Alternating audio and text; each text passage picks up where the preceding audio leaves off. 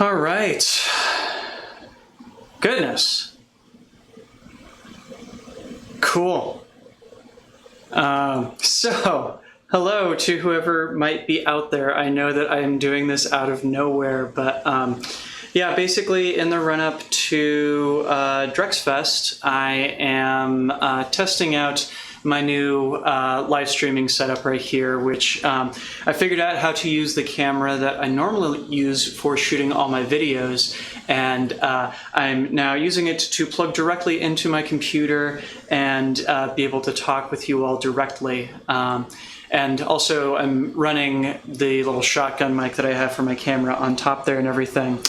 So I figured this would be a great opportunity to just play around with technology a little bit. Stephanie Raymer, hi, nice to see you. Yeah, so if y'all are out there, feel free to ask me any questions that you may have. I'll do my best to answer them. And also, because it's the whole reason that I'm doing this in the first place and playing around with the new camera setup, check out DrexFest 2020. We just finished announcing the lineup today. The teachers that we have include Nick Woolsey, Liz Knights, Ty Roachford, Joe Faid, whatchamajigget, T, and Iman Musso, and Taylor Tries are our lineup, which is freaking awesome. And our music lineup is we've got an amazing pop musician from LA who goes by the stage name Party Nails. We've got a band that's based here in DC called Flower Bomb. We've also got a DJ who composed the theme music for my channel. He's called Mr. Jennings, and another DJ who's a good friend who goes by the name Danny Baltimore. So it's July 11th through 12th, which is next weekend, and I'm super excited to be bringing all of these folks to you. So once again, that is DrexFest 2020. You can learn more about it either at drexfactor.com/DrexFest2020 or go directly to the event page at crowdcast.io/e/DrexFest2020. Awesome. So let me see who all is out there right now. Breeze Games is asking if that is a mullet. No, not quite. So long story short is that it's long along the middle and short along the side, so it's closer to a mohawk, but I don't know. It's a very, very strange mohawk. It's because my hair was so long when I finally got it cut and everything, the guy I go to decided to get a little creative, and I like it. I think that a kind of cool idea came out of that one, and I don't know. I've always liked having it long on top because I prefer having long hair to short hair. The long in the back is definitely new, but and I can totally see why it comes across as a mullet, but yeah. No, it's something a little different, but I can see where you're coming from on that one. Phelan says, "Hi Drex, I'm new to Flow and appreciate your tutorials. I'm leaning G a lot and having fun, learning a lot." Okay, that's what that was meant to be. Cool. I'm glad to hear that, Phelan.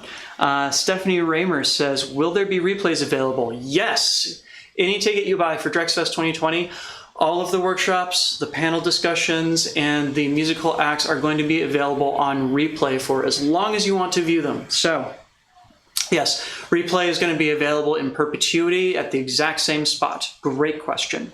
I work at a radio station, so I'll have to mute to go on the air a lot during the live stream, so I'd like to be able to rewatch them later when I'm not working. You can absolutely do that. Yeah, you can go back and revisit any of the workshops and any of the panels that you would like to. It's one of the reasons why I was so interested in hosting this event on Crowdcast, because it did have that option, which I'm super excited about. Specifying for DrexFest, I mean. I got you. Breeze Games says, "Party everywhere." Yes, indeed, because I am just a party animal. Right, anyway. M. Price says, "Any advice on how to move hands independently of each other?" Yes, actually, one second here. So this is one of my favorite drills of all time, just in general, and it is a drill for stalls. And it is the idea that you stall one hand back and forth, and then you stall the other hand back and forth. This is going to teach you to control each hand individually, and plus which the stalls that you learn while doing this are going to come in really handy for shifting timing and direction anyhow. So yeah, if you check out my quarantine tutorial on stalls, I think it includes this exercise. If it doesn't, it's the video after that does include this exercise. But basically, this is a good way to learn how to make your hands start doing things independently of each other and yet keeping time with each other. Because the doing things independently of each other is important, but I would also argue that the being able to do things differently but still synced up with each other is an even more important question that needs to be answered. Yeah? Cool. Good question.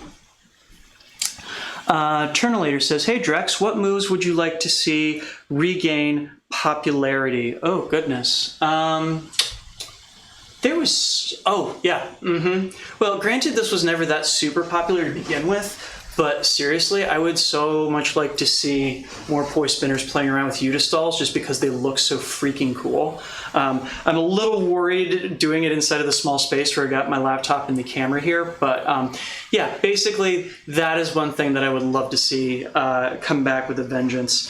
And also too, like, you know, Joe Faid and I are both fans of doing horizontal plane stuff and everything, and I'd like to see more people playing around in that realm too, because, you know, over the course of the past year, it has become more and more clear just how much stuff there is still there to mine. We've been so focused on vertical planes for so long that we have kind of missed out on this whole other world of horizontal stuff and everything, which I think that we really ought to go back and sort out. Good question. Splungy says, how different is spinning LED sticks from contact poi? Quite a bit different.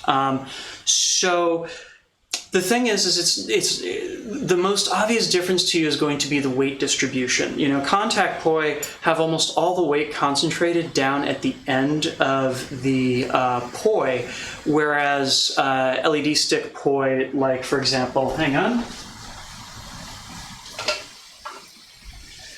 like these visual poi from Light Toys, the weight distribution is more even along the length of the head.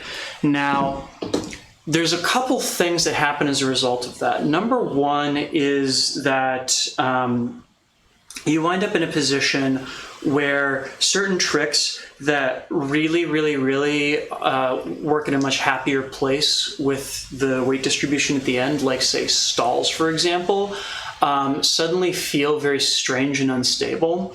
And of course, the other thing is that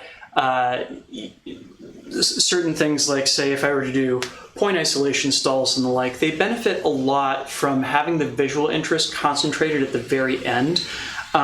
The tricks that work best with the kind of LED stick style poi and everything tend to be more like classical flowers and the like.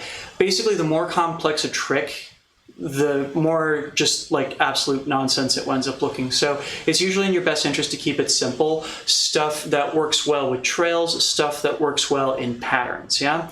Anything that involves stalls or point isolation stalls, or even like really complex hybrids and everything, you're probably better off with contact style poi there, yeah?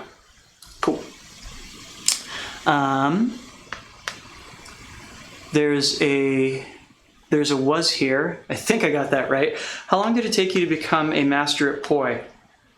I don't know. Am I a master at poi? I've been at it for 13 or 14 years now, and I don't think I've peaked. I think I've still got a lot of work ahead of me, honestly. So I looking at myself, if there is such a thing as a poi master, I don't think I'm there, at least not yet. I don't know that I know when I get to such a place. I don't know how I would judge such a thing, but yeah, I have been at it for 13 or 14 years now, and I will say that it's probably only been within the past 3 years that I have really seen the things in my style that I've wanted to see for most of my spinning career. You know, I've I've always loved doing more technical stuff and everything, but there was always a piece missing because I felt like I wasn't that interesting to watch, given that there wasn't a lot of dance in my style and everything. And now that I've been adding together the dance and the tech, I'm seeing things that make me more engaged in watching myself spinning, and I hope it's the same for you all out there. So I would say I was in this for 10 years before I really saw stuff that made me go, okay, there it is. That's what I've been looking for all along. I don't know what a master of poi is, and if there is one, I don't know that I would qualify. But your mileage may vary on that one. You may see in me what you want for yourself, and that's, that is totally a part of your journey. God only knows there were people that I watched when I started off that I swore high and low were just like were the cat's pajamas when it came to poi spinning. And as time went on and everything, I kind of realized that there were certain things that I wanted to see in myself, and it took a lot of work to get there. That was a long answer to that question. M. Price says, what other props do you use? I'm a seasoned hooper, so poi is new and exciting territory for me. Almost always poi. Like, it's one of these things that many, many times over the years, people have tried to get me to pick up other props, and I will do so briefly and immediately think that, oh, this is taking time away from my poi practice, and I'll go right back to poi.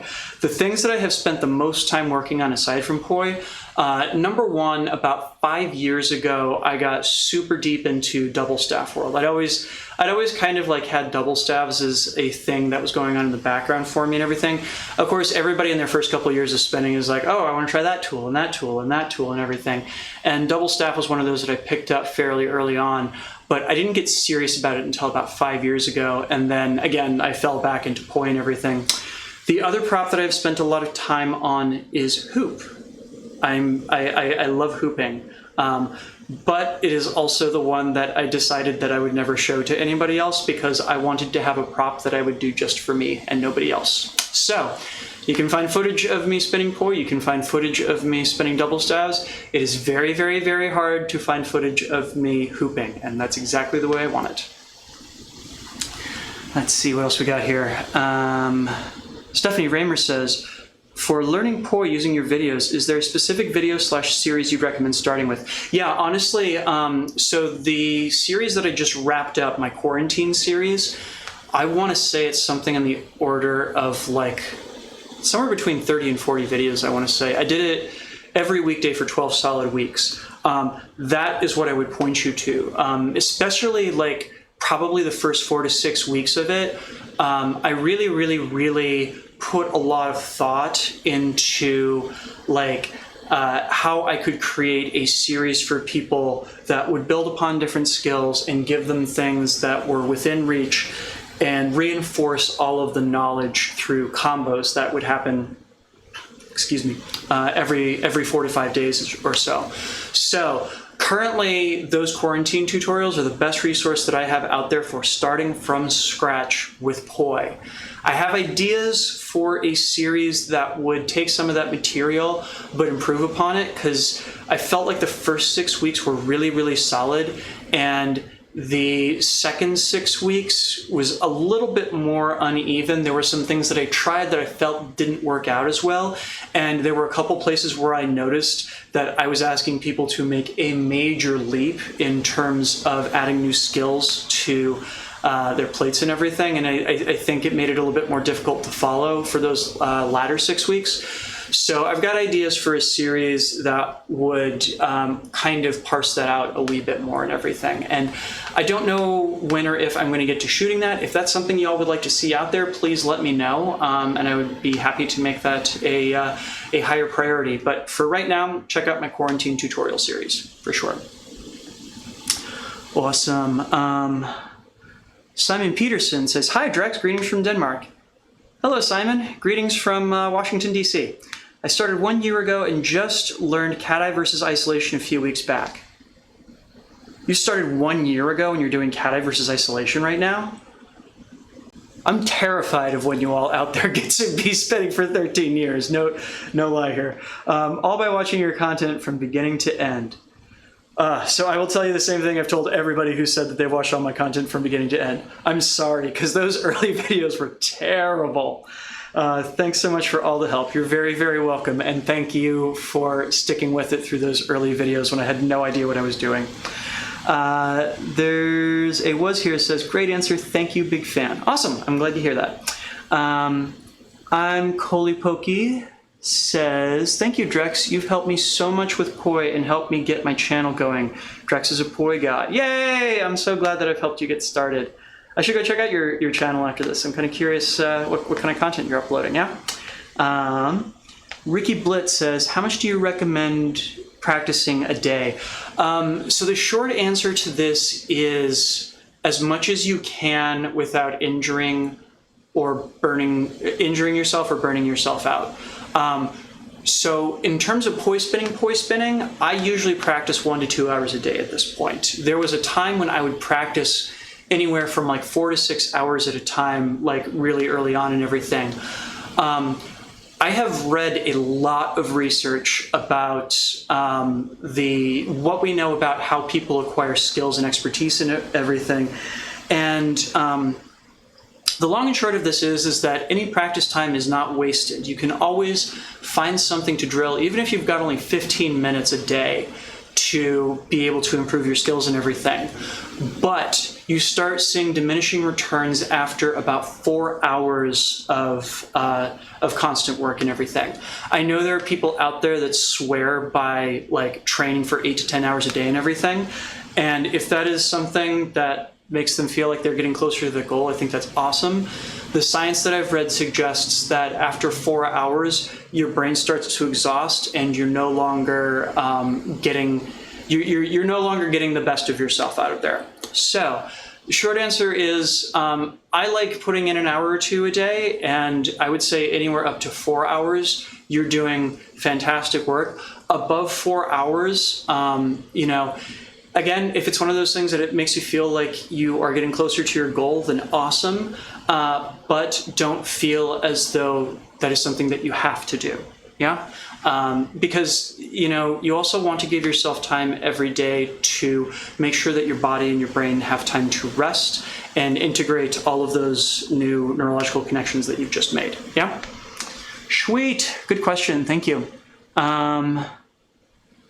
Splungy says, do you think the Poi community is growing in the US? Yes, it absolutely is. Sometimes in ways that are difficult to measure, but yes. Beyond a shadow of a doubt, the Poi community is growing in the US. How I know that is both through keeping track of my analytics as well as I have a lot of friends that run companies where they have where they sell props and the like, and prop sales continue to go up year by year, and views for tutorials keep going up year by year, not only on my channel but on other people's channels. And we can definitely monitor how that growth is both international as well as in the US. So again, long answer to a short question, yes, the Poi community is absolutely growing in the US. M. Price says, I love that you keep hooping to yourself. Maybe Poi will just be for me. Maybe. Hey, I'm totally legit, 100%. Do what makes you happy here, in case people are curious, like the reason that hooping is a thing that I do just for me is because after a couple years of like creating my videos and everything, it was starting to dawn on me that I was getting to be well known in the community, and there's certain weird expectations that come with that and everything, and I decided that I wanted to have a prop that I could just do and not have any weird expectations around. So hoop wound up being it. Your mileage may vary. Stephanie also asks, would you ever consider putting out a series specifically for kids? I took my 4-year-old nephew outside and spun with him a bit, and he really liked playing with the lights that spin around. We took turns. He'd have the remote while I spun, and then we'd switch. That's awesome. So here's the thing is I haven't had an opportunity to teach a lot of young kids. The youngest I taught was one time when I was traveling through Kenya, and I was teaching 5 and 6-year-olds were the youngest in that classroom. And they were just phenomenal. I've never had better students in my life. But I also think that there's a pretty big difference between a 4-year-old and a 5-year-old. So that would be, I would have to spend some time being around 4-year-olds and trying to teach them is the short answer to that. I'm not opposed to it, but I would like to be more comfortable with that experience myself before I pulled somebody else into it, if that makes sense, yeah? Cool. Justin Blanchard says, hey Drex, your paramedic poi spinner here. Hooray! And hey, thank you for all that you do, seriously. Especially these past few months, we have needed a lot of people like you out there, and I'm happy knowing that you're keeping your community safe out there. Thank you.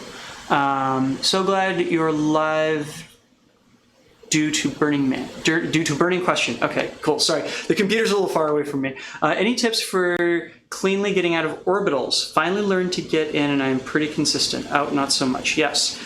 Okay, I need to switch my set of poi though.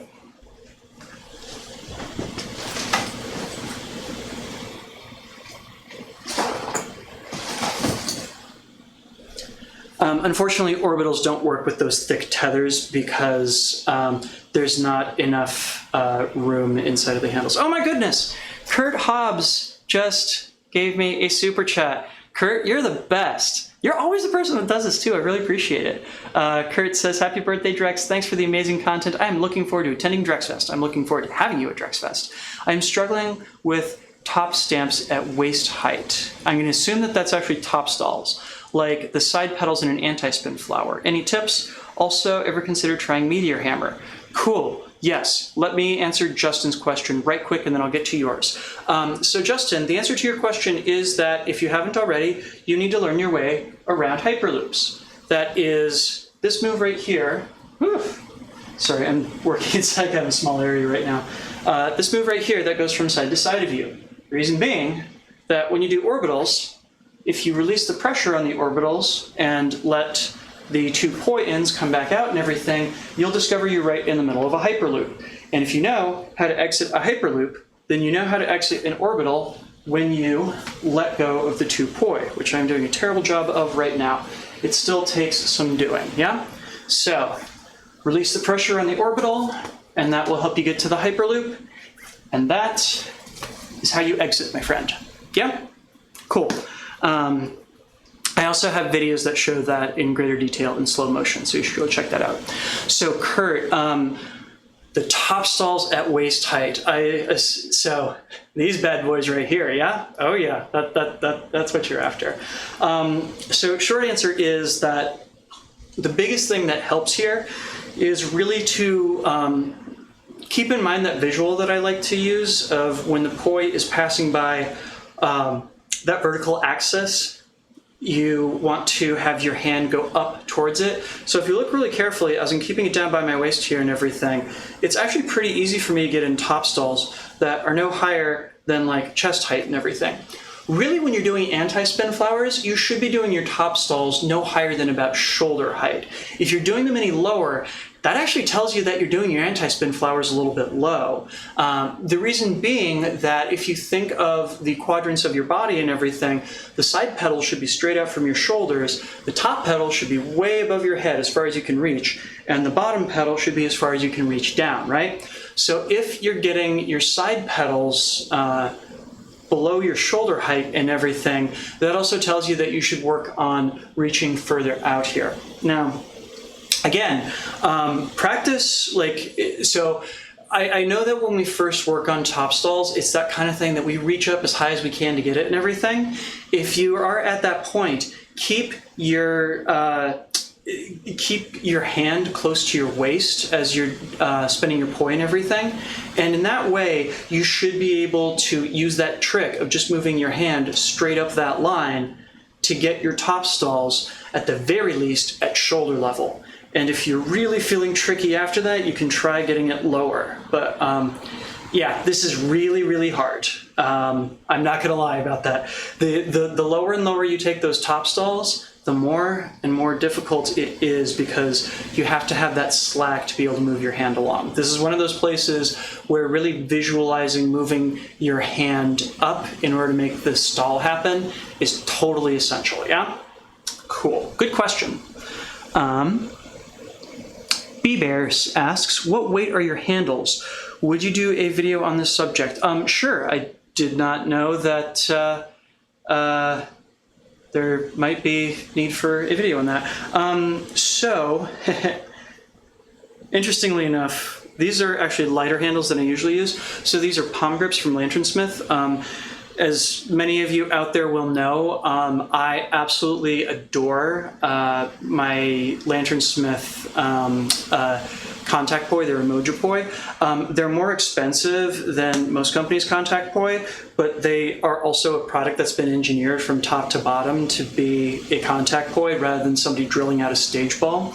I've never seen a design that involved drilling out a stage ball that lasts forever.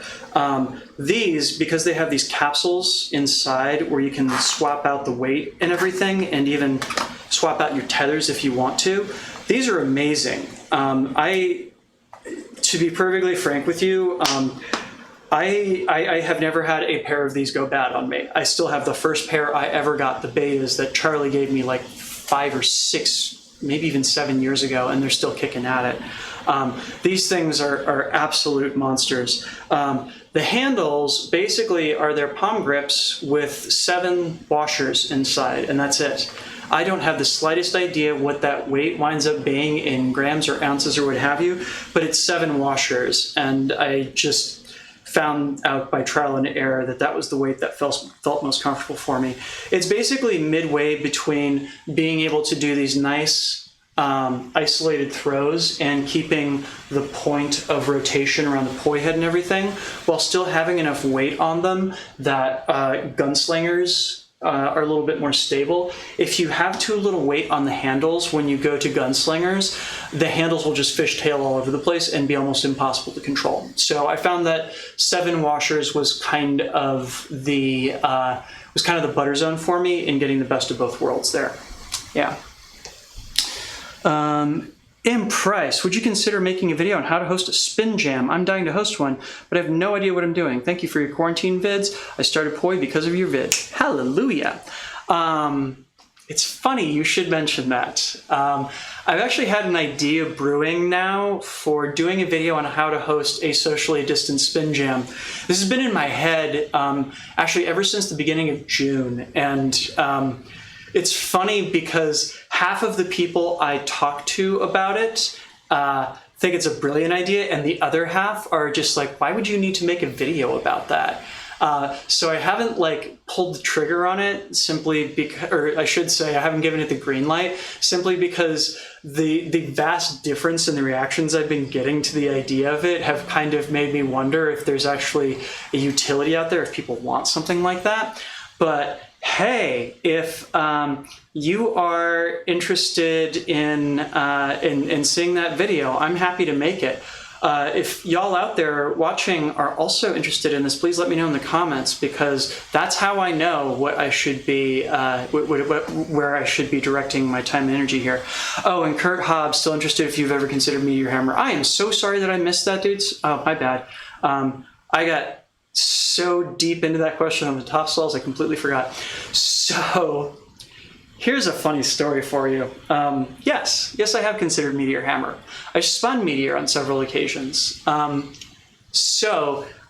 Cushing, the guy who runs Lanternsmith, and I, we have this long-standing, so Charlie is just straight up one of my dearest friends in the Poi world. We talk regularly on the phone. We've known each other for over 10 years now, and we get a lot out of our friendship.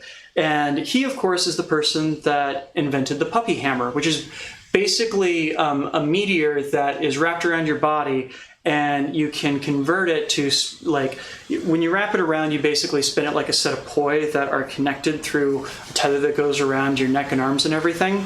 And you can also release it when you want to. So you can use it like a meteor, like a classic meteor and everything. So the joke here is that Charlie hates spinning contact poi, and I've never really been into meteor because spinning meteor, I cannot do contact tricks, or at least not contact poi tricks. There's an entire thing around contact meteor, but it has more in common with contact staff than it does with contact poi. So every once in a while when Charlie and I run into each other, we'll spend a day trying to convince each other. He'll be like, hey, you should give meteor another try. And I'll be like, hey, you should give contact poi another try. And we'll kind of like go to our different corners of the room and everything and try out each other's props. And it never fails. We'll come right back after a half an hour and hand each other's props back and be like, nope, enjoy that. So yeah, I mean, I do gunslingers a lot and I do 2 poi 1 hand a lot.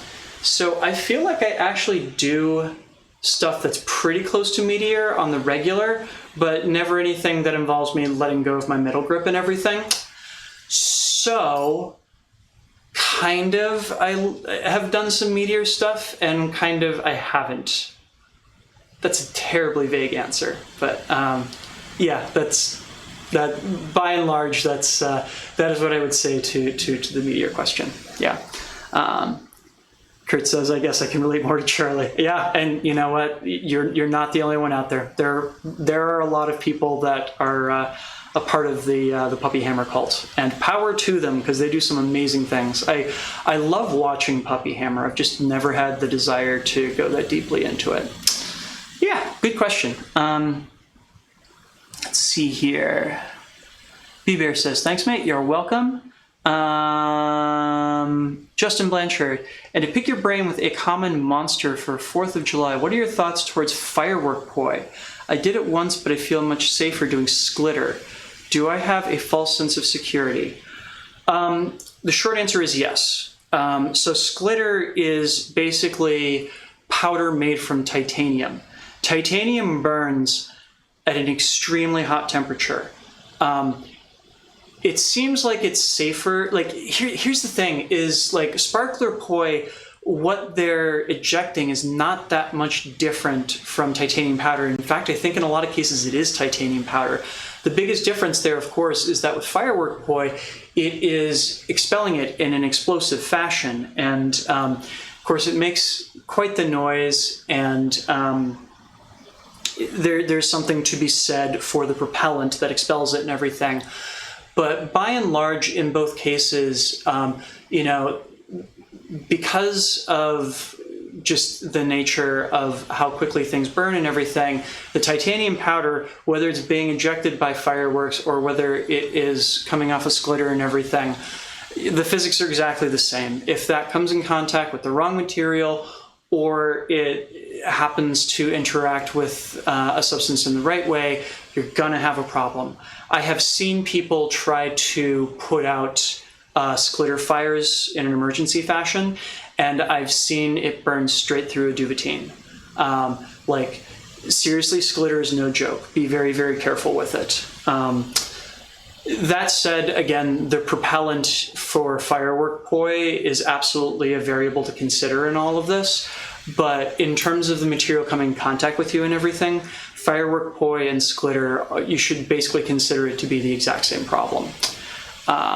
And I will also just say for the record that I have never spun firework poi myself. I have never used cages, and I have never used the kind of Roman candle style fire poi either. Partially because I have that safety concern, and also too because you know, in my head it's like, we're doing fire, wow, enough. You know, it's the Jurassic World question of like, why do you need the Indominus Rex? We've already got a theme park full of dinosaurs. But I get why other people like it. I have always stayed clear myself. But yeah, thank you for asking. Oh, and Kurt gave me another super chat. Thank you so much, Kurt. For all of you out there watching the like little $ icon and everything, if you want to tip me as we are talking here, I will prioritize your questions, and also you will get an enormous thank you, and you'll be supporting the channel too. Yay. So Kurt asks, forgive my constant questions, you are forgiven. But where is the ideal place to switch directions with pendulum versus triquetra? Excellent question. So in my mind, the best place, I'll shorten these up so they're a little bit easier to see here. In my mind, the best place is over at either side. Really, you can practice just going back and forth with kind of doing a, like swinging the poi up in a single pedal and then letting it come out in a pendulum. Go up and around, up and around, up and around. This really turns out to be like you go up and then pendulum back across, up, and you pendulum back across. You just switch which hand is doing it each time. So I've got right up, left up, right up, left up. And if you get that down, that's really just the top part of a pendulum versus triquetra. And in my view, that is the cleanest and most aesthetically pleasing place to do it, just so long as you remember to also switch which hand is in front every time you do it, yeah?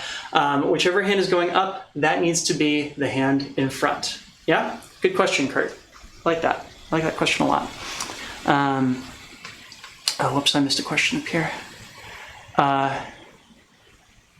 AH asks, I've currently got LED poi, but do you think I should change them as I'm struggling to do windmills and razor blades? I don't know what razor blades are. That you might be, is that another word for buzzsaws for this right here?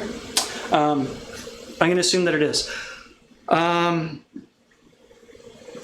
So I don't know which specific LED poi you're working with there. There are clearly a lot of options out there.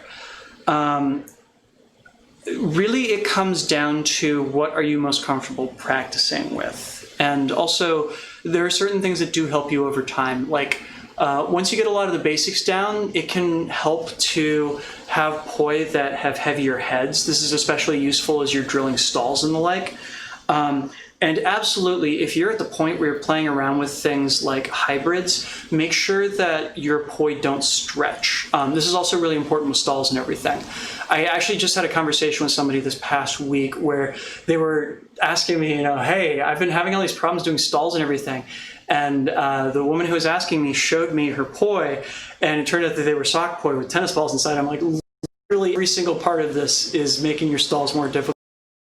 The stalls are easier with heavier heads, they are easier with poi that don't stretch, and they're easier if you shorten up your poi, which is something I should have included in that stall tutorial I did at the beginning of quarantine, and I didn't. I apologize. But yeah, basically as you get deeper in and everything, poi that don't stretch and poi that have a little bit heavier heads are likely to help out.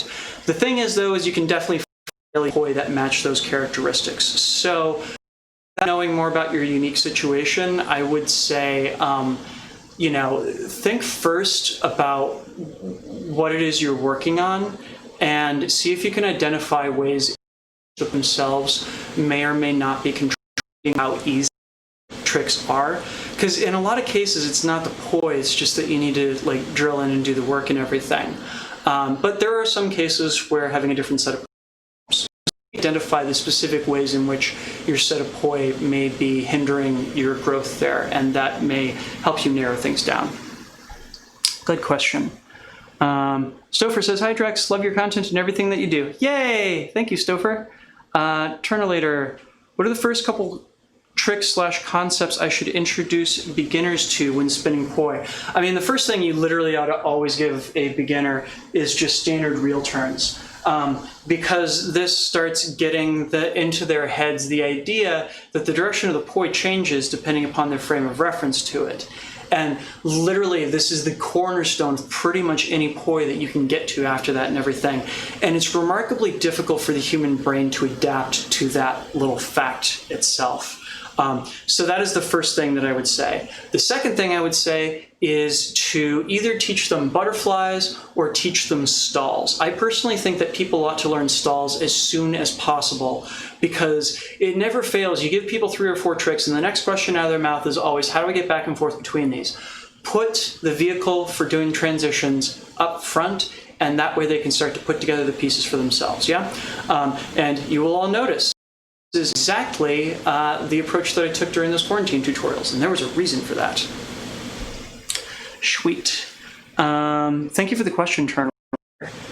Don't Know says, do you know any good resources on 2-poi one-hand tricks? It's quite common to see, but you really don't find material on it aside from an old Tim Goddard video on Fantastic Four. That's kind of like... So, yes-ish. I have a resource that I'm working on right now. I am workshopping with my circle supporters on Patreon. So the Flow Circle people get a extra tutorial from me every week that either covers a trick or an exercise, a drill, something like that, for them to do that only takes a few minutes a day.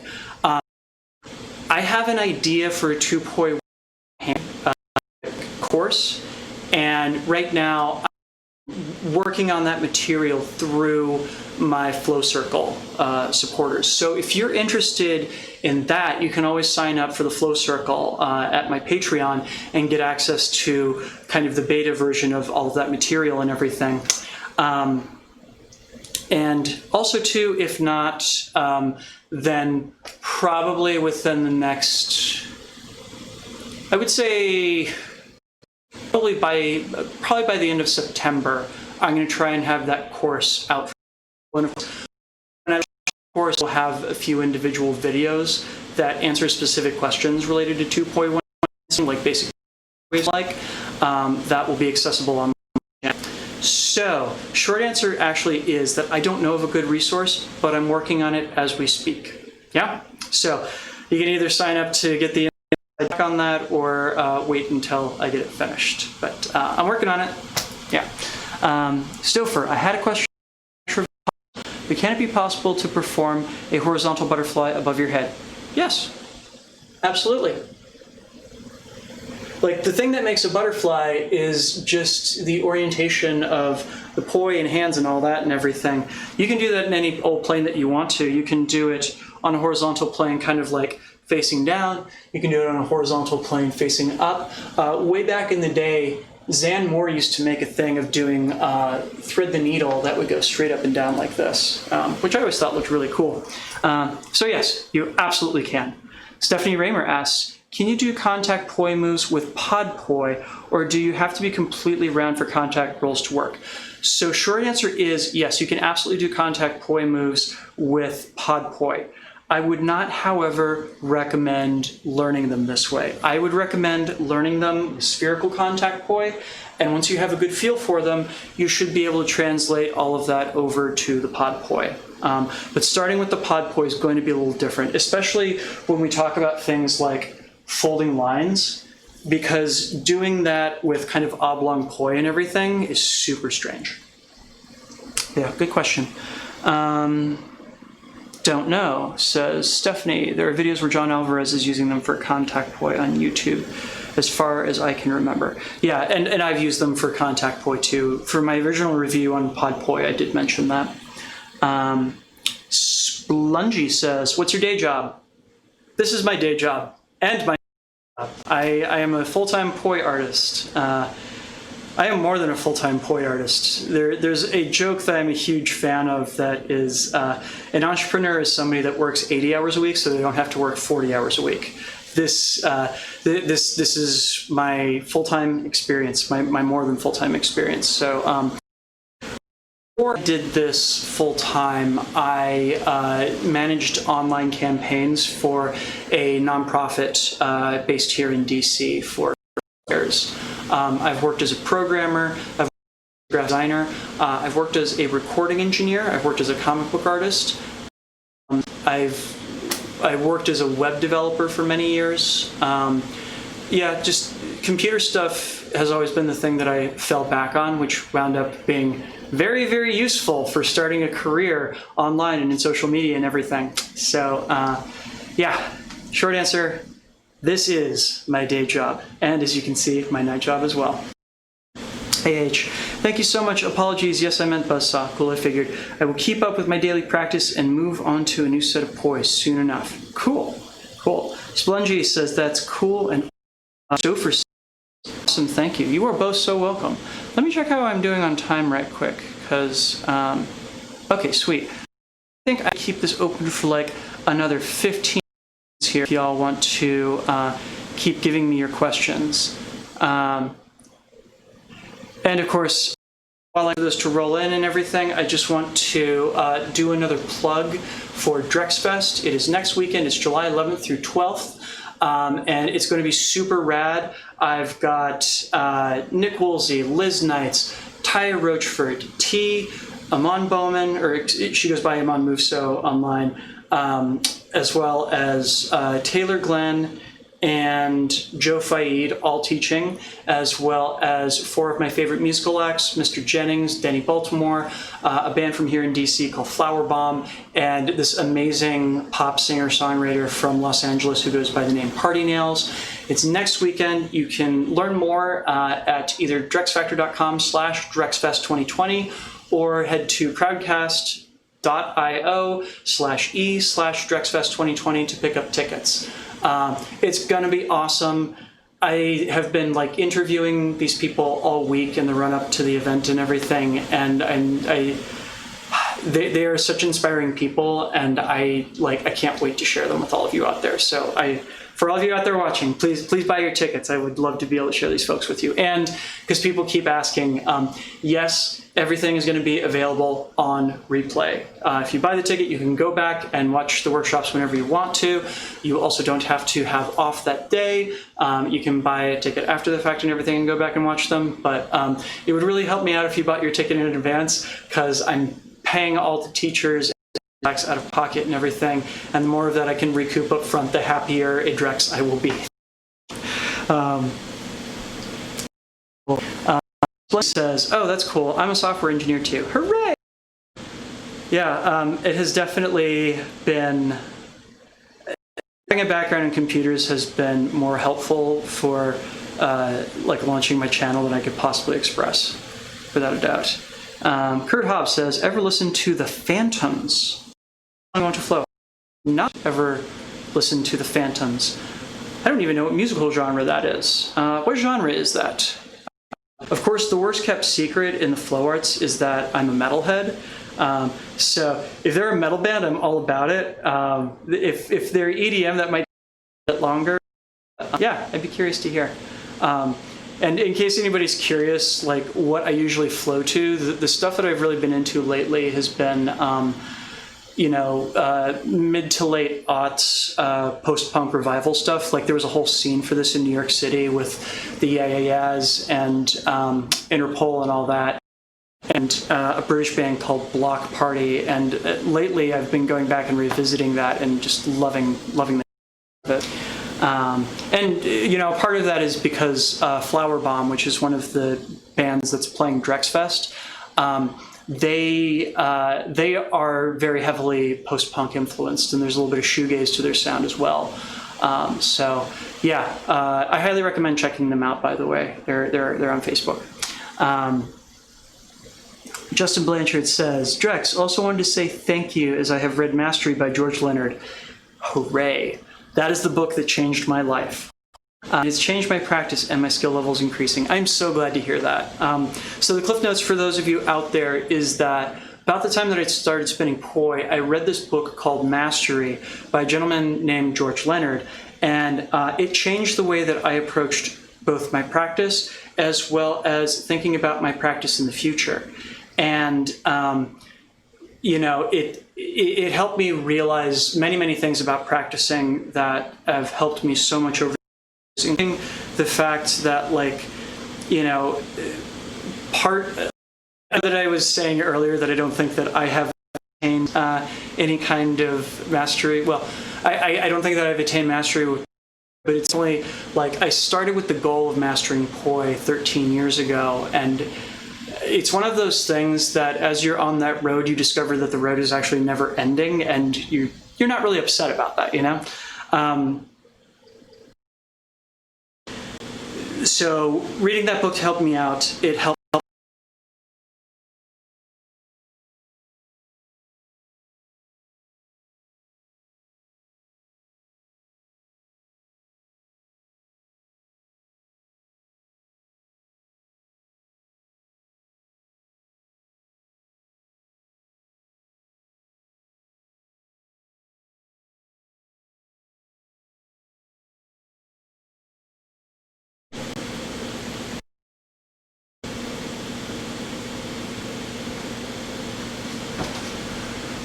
Well, that was super weird, and I have absolutely no idea why that happened. My camera just suddenly started to cease working.